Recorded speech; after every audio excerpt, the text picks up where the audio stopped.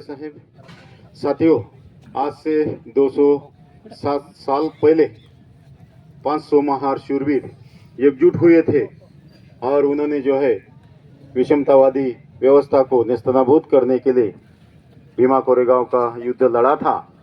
उस समय जो कस्बे थे 10-12 घर रहते थे, उसमें एक आधा घर हमारा रहता था। तो उस 500 घरों से 500 लोग इकट्ठा हुए हैं और उन्होंने जो लड़ाई लड़ी, उनके बदौलत, उनके शहादत के कारण आज हम मान सम्मान, इज्जत तथा स्वाभिमान की जिंदगी बसर कर रहे हैं। ऐसे शूरवीरों को फिर से नमन।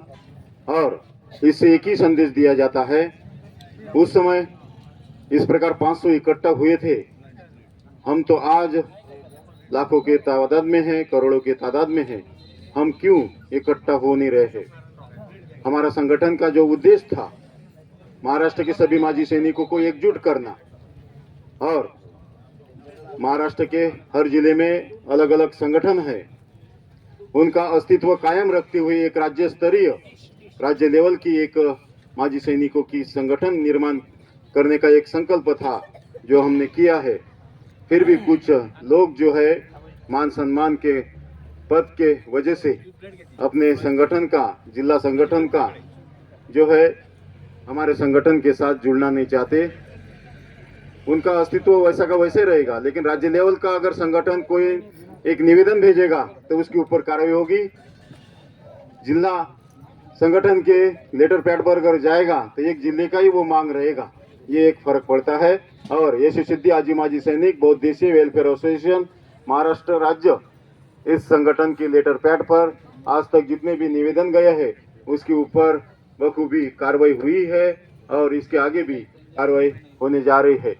इसके बाद हमारे यशस्वी आजी माजी सैनिक बहुउद्देशीय वेलफेयर एसोसिएशन महाराष्ट्र राज्य अध्यक्ष माननीय सूबेदार मेजर प्रदीप गायकवाड़ साहब, इनको भी मैं अनुरोध करता हूँ कि आज की इस कार्यक्रम में अपना मनोगत व्यक्त करें। राज्याध्यक्ष सूबेदार प्रदीप गायकवाड़ साहब।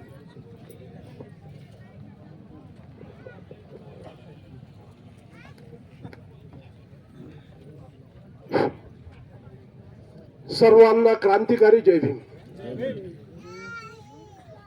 महाकारुणिक तथागत गौतम बुद्ध, परमपूज्यनीय डॉक्टर बाबासाहेब आंबेडकर आणि ज्या ज्या महामानवांनी दलित, शोषित, वंचित समाजासाठी उत्थानाचं काम केलं आणि आजच्या या कार्यक्रमाच्या अनुषंगाने ज्या 500 शूरवीरांनी आपल्यासाठी हा दिवस उपलब्ध करून दिला, अशा संपूर्ण महामानवांना सर्वप्रथम वंदन करतो, नतमस्तक होतो।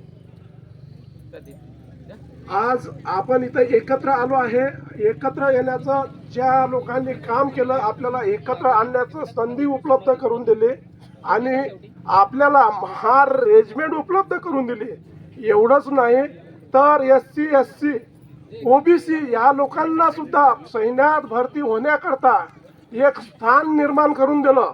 असे हे 500 शूरवीर यांच्यामुळं आणि बाबासाहेबांनी नंतर केलेल्या कार्यामुळं आपण आज इथं शान शौकत आणि आरामात बसलेलो दिसत आहे आणि ही प्रेरणा आपण इथून घेऊन जायला पाहिजे आणि त्याच निमित्तानं आपण एकत्र येऊन काम करायला पाहिजे।